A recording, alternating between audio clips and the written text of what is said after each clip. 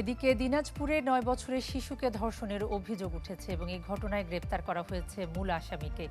Police জানায় গেল ২০ April চিরির বন্দর উপজেলার ওই শিশু খাবার দেওয়ার কথা বলে ডেকে নিয়ে ধর্ষণ করে প্রতিবেশী ৫৫ বছরের নজরুল ইসলাম এবং এই ঘটনায় মামলা হলে নজরুলকে গ্রেপ্তার করে পুলিশ। এদিকে কুষ্টিয়ার মিরপুরে ১২ বছরের এক শিশুকে ধর্ষণের ঘটনায় মামলা হয়েছে।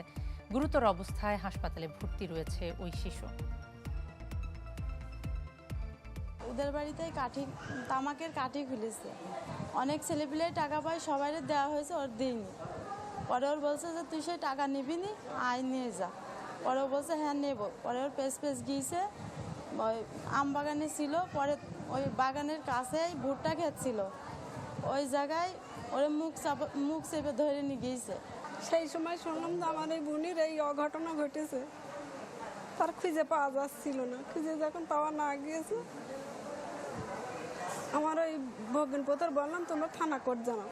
আমি এই সরকারের কাছে এবং সকল ভাইদের, প্রশাসনের ভাইদের কাছে আবেদন করছি যে এই ছেলেকে এমন কোনো সাজা দেওয়া হোক যাতে এই কুষ্টিয়া জেলাতে আর কোনো এই ঘটনা বা কোনো বাংলাদেশে এই কীর্তি আর না ঘটে।